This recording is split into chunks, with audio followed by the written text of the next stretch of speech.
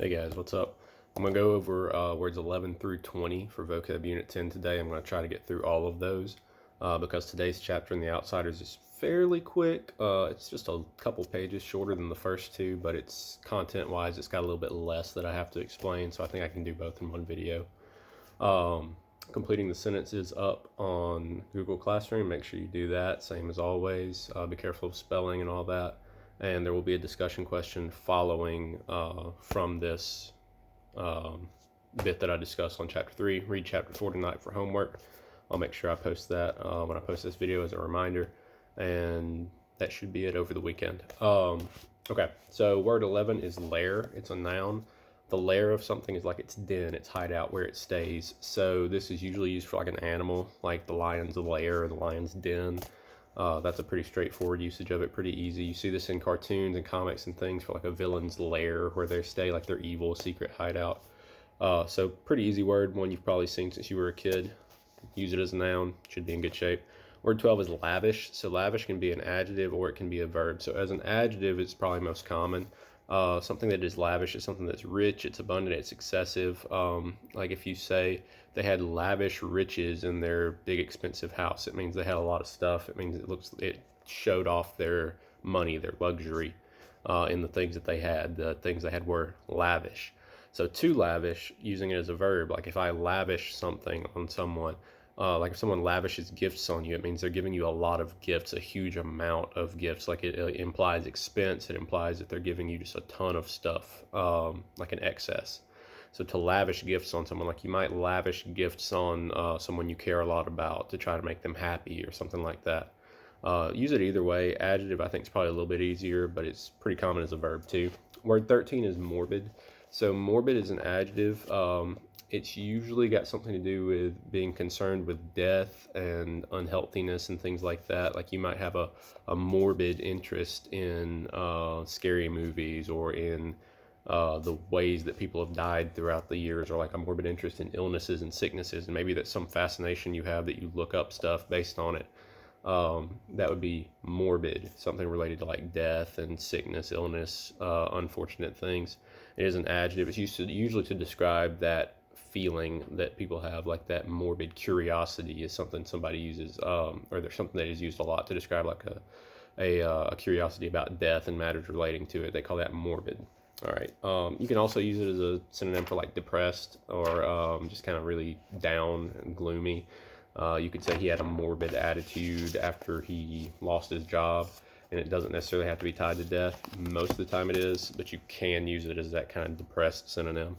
All right, word 14 is notorious. Notorious is an adjective. It means you are very well known, usually for a bad reason. Okay, so it's kind of like infamous, disgraced, things like that. Like if someone goes out and like Lee Harvey Oswald is notorious for having shot John F. Kennedy. John Wilkes Booth is notorious for having shot Abraham Lincoln. Adolf Hitler is notorious for a variety of reasons. Those are the kinds of people you would use for notorious. You could say like the notorious criminal was put in prison. Pretty easy word. Word 15 is pamper. Pamper is a verb. It means to treat in a way that's like too kind, too gentle. You're giving them too much leeway, being too nice to them. So if your parents pamper you, you'll end up being spoiled. If you pamper your pet, it means you give your pet like nice gifts and things. You buy it all the most expensive food. It's not necessarily a bad thing. Be good to your pets. But somebody might tell you, hey, you pamper your pet too much. You should treat it more like, a dog rather than a human. I don't necessarily agree. I love pets. But anyway, that's what the word means. It's like to be too generous, to be too kind to someone in a way that could spoil them. Word 16 is parasite. You're probably familiar with this word. It's a noun. A parasite is something that latches on to something else and uses it to survive, uses it for sustenance. Most of the time to the harm of the other thing, but not always. In nature, some parasites don't actually harm their host. They just live off of it. So this can be literal. You could say the parasite got into his bloodstream and caused him to lose weight. You could say leeches are parasites. They latch onto people and suck their blood. But you could also be figurative with this. You could say, my younger brother is a parasite because he refuses to get out of my apartment and he doesn't pay rent. He lives on my couch and plays video games all day.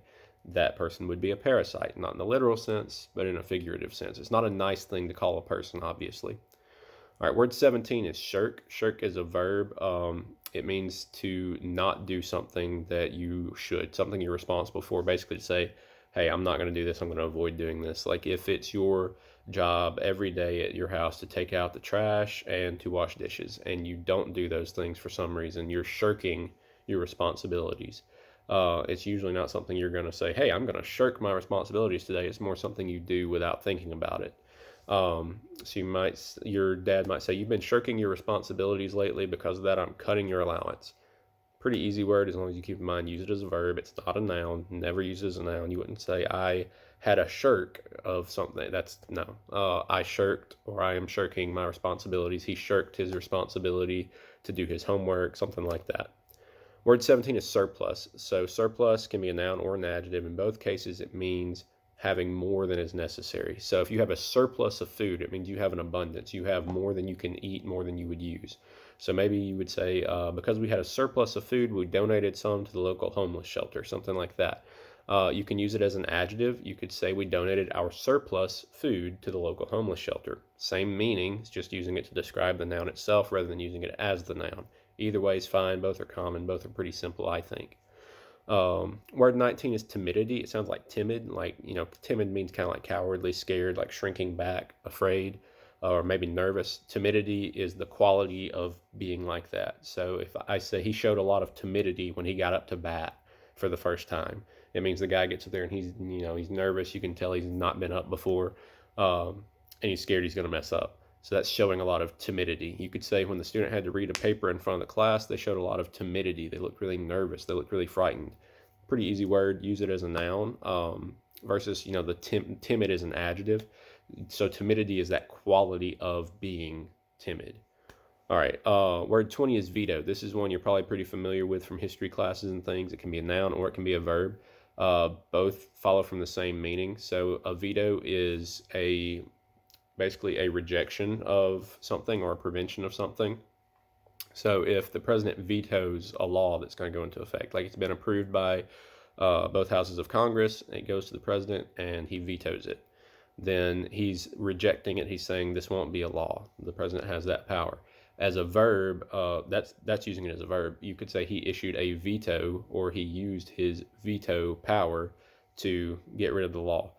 I see it as a verb more often, but it absolutely can be used as a noun. The wording's just a little bit different. I would probably focus on using it as a verb just to simplify things, like he vetoed the bill so that it wouldn't pass or something like that, or he vetoed the bill because he disagreed with part of it. I think that's the easiest way to use that word. If any of those last 10 are confusing for you or difficult, I don't think any of them are terribly hard. Maybe lavish is a little bit difficult to use in a sentence. I see people use shirk wrong, but it's a pretty easy word if you just keep in mind that it's a verb. If you have any questions on any of those, let me know. Have any issues with completing the sentence or anything like that. With that said, that gives us enough time. We should be able to talk a decent bit about Chapter 3 of The Outsiders. So in Chapter 3, they've finished the movies. Dally's gone off somewhere on his own. 2-Bit, Johnny, and Ponyboy are trying to convince Cherry and Marcia to let them take them home. 2-Bit offers jokingly to walk the 20 miles with them, which of course is absurd. But he finally convinces them to ride in their car with them. So they're walking to the car, and the blue Mustang rides by. That we should remember Johnny got jumped by somebody who drove a blue Mustang. It doesn't stop. A little bit later, it comes back, and out get two Soches, the boyfriends of Cherry and Marcia. One of them's got a bunch of rings on his finger, Cherry's boyfriend.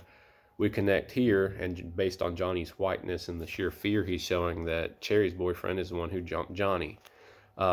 This is important, and we'll see in the next chapter, which is an extremely important chapter, just why. So from there, Cherry and Marcia say goodbye to Johnny, 2-Bit, and Pony, and they go with their boyfriends because they want to avoid a fight, which 2-Bit is more than ready for. But Cherry hates violence, so she wants to avoid a fight. They go with their boyfriends. Johnny and Pony end up falling asleep in a lot. Pony goes home. Derry's really angry with him. They have an argument, and Derry smacks him. Probably frustrated, probably exhausted. He's been working 2 jobs. He's been sitting up in the armchair, worried sick about his brother. It doesn't excuse him smacking him. It's just a reason why he probably did. So Pony leaves. He tells Johnny, we're going to run away. And he says, we'll go. And then he's thinking about it. They talk for a minute, and he says, all right, fine, we'll walk to the park, and then we'll walk back, and maybe I'll be cooled off, and I can go home. that's basic plot summary of the chapter. Now, the actual action of this chapter isn't terribly important, other than to tell us that Cherry's boyfriend is the one who jumped Johnny, and to show us that rift beginning between Derry and Pony. Excuse me, between Derry and Pony to grow wider and wider. Because Pony's been talking about Soda all this time. He talks about his horse Mickey Mouse and all that. He's giving us all these details about Soda, just praising and building him up. And Cherry says, "What about your older brother? You don't talk about him much." And Pony's like, "Well, he's big, handsome, strong, and he loves football. That's it." And Cherry's like, "That's not a lot. You've got a whole lot more to say about the other one." Because she's pretty smart girl. She's pretty observant. And Pony finally blurts out, like, he hates me. We don't get along. He's nothing like me. He's nothing like Soda. And Two-Bit and Johnny are like, "What? Like, we thought y'all were good." And they're pretty concerned, pretty upset about it. And clearly this is something that bothers Ponyboy a lot, because he lashes out at Johnny and says something awful about how Johnny's parents beat him and don't want him either. And of course, Two-Bit smacks him for it, and this is one that Ponyboy probably deserved. But Ponyboy, of course, didn't mean it. Johnny's his best friend. He apologizes to him. But we can see that the relationship with Derry is something that really, really gets at him and nags at him. But the things that I wanted to focus on in this chapter the most are actually the first few pages of it. So when they're walking, they're talking to Cherry and Marcia, and they're saying, like, there aren't that many differences between us, apparently. We're talking and we're getting along fine. Like, we like Elvis, they like the Beatles. That's the biggest difference. I mean, that's not a huge difference between two people to have. And Ponyboy posits the idea that, maybe it's just money. Maybe that's the only difference. Like, y'all are rich, we're not. And Cherry says, no, it's not money. That's part of it. She says, but, hang on. Almost sneezed.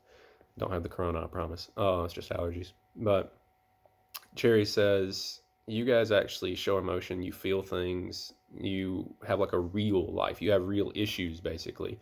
And this keeps getting reinforced in this chapter when we're talking about Ponyboy's issues at home, Johnny getting beaten, the difficulties that Two-Bit has with his mom having to work at a bar, his dad having left them, things like that. We get all of these different issues that the greasers deal with that are real life, really tough things.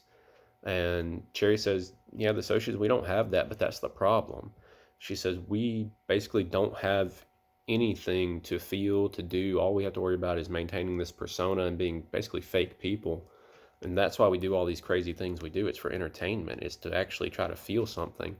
The concept she's referring to, and this word's never used in the book, is called ennui, which I believe is Greek. It's ennui. If you want me to post it on Google Classroom and like a definition, just tell me and I will. But the feeling of ennui is the feeling of, it's like lethargy, laziness. It's like you don't have any motivation. You don't have anything to do. You are basically super bored. It's what we see with celebrities and really wealthy people who end up on drugs, end up killing themselves, things like that, which I talked about a video or two ago. It's these people who have everything in the world, and because they have everything, there's nothing left to work for. There's nothing left to look forward to, and they're empty. And that's basically where we're at with the socias. And Cherry's self-conscious of this, which is pretty impressive, that within that she realizes it. She knows, hey, this is our problem, and I'm fake around my social friends. She knows that. She tells Ponyboy later on, if I see you in the hall at school and I don't talk to you, like, don't take it personally. And he's like, no, you're good. I get it. And obviously that's kind of crushing for him, but he does understand that they're from two different social groups. They don't necessarily mesh. But again, she's self-conscious of it, and that's so crazy. And she says, rat race is a perfect name for it. The idea of a rat race is, people rushing to get ahead of each other in something. Like, it's often used in the business world or in certain jobs. Like, if you're rushing to try to get that promotion or try to get a raise and you feel like you're competing against everyone else that you're around on a daily basis, it's a rat race. That's what the socials are in. They're in constant competition with one another for social status, to show off all their nice cars and clothes and things like that. Who can throw the biggest party, all of that. And it's that ennui, it's that lack of any sense of need for anything that's kind of making them do all this stupid, crazy stuff that they do. And that, like I said, that ennui is a real thing. It can lead to depression and anxiety and all sorts of mental illnesses. We see it in really wealthy people who have all kinds of issues. They're just different than the issues that poorer people face. And Hinton seems to be driving at the fact that poorer people like the greasers, they have real world physical issues that they're dealing with because of their circumstances. They don't have time to think about the mental aspects of things. Like, look at Derry. Derry struggles with a lot of things. He's become very businesslike, very work-like. He's tired all the time. He's busy all the time. But he's not sitting around depressed and anxious because he doesn't have time to. The Socias, on the other hand, they're sitting around depressed and anxious, looking for something for entertainment, looking for something to keep their minds off of the sheer boredom of their lives, and yet they don't have anything physical to struggle with. So it's two different sides of it. So when Cherry says it's rough all over, a lot of you yesterday said, yeah, I think she's genuine. I don't think she's using Ponyboy. I tend to think so too. But I also think she's still part of that social mindset, that clique, that's CLIQUE, which means like an exclusive group that says, money is valuable, social status is valuable. Like, she recognizes it, but she's still taking part in it. How much of a choice she has, we don't know. That doesn't make her disingenuous, but it doesn't make her a great person either. And we'll see most people in this book aren't necessarily good or bad. And then there's the whole thing about the sunset where she asks Pony, do you read books? And again, showing she's pretty observant, that she and Ponyboy have a lot in common. He says, yeah, how'd you know? She says, I bet you watch sunsets too. And he says, yeah. And they talk about the idea of looking at the sun from two different sides of town, basically two different walks of life, looking at the same object and seeing it the same way. So we've talked about this subjective thing, which means it's opinion based on whether, what the Greasers see in their lives, what the Socias see in their lives, and how it's so different. But then Hinton's driving at the fact there's still an objective truth, an objective one reality out there, because they're both seeing the same sun just from different angles. And we'll get into that objective versus subjective later on. And I may have to explain those two terms a little bit better as we go. But keep in mind everything Cherry and Pony have talked about, because it's pretty important. And then she says one really strange thing. She mumbled something about Dally in the previous chapter that I forgot to mention.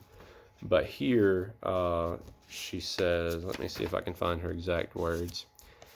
It says, she looked at me quickly. I could fall in love with Dallas Winston, she said. I hope I never see him again, or I will. This is kind of strange. Dallas was talking dirty to her. He was treating her terribly. She refused his Coke, threw it in his face. He ends up storming off after Johnny stands up to him, and she had nothing to say to him. So why does she say this about Dallas? And that's our discussion question. Why does Cherry feel this way about Dallas Winston? Because at this point in the book, and now having read forward and knowing a little bit more about Cherry than most of you guys do, I can give a pretty good answer, I think. But I want to see what you think based on 3 chapters. If you have read ahead, try not to spoil anything. But based on what you've seen of Cherry, what you've seen of Dallas, what Cherry and Pony have talked about, why does Cherry say she could and would fall in love with Dallas Winston? Because it seems kind of nonsensical. Anyway, think about those physical struggles of the Greasers, the ennui of the Socias, and how those two things are different, and yet there's still that one sun, because that's kind of the core idea of the whole book. Read chapter 4, do completing the sentence. The discussion question will be up in just a second. See you guys. Have a good weekend.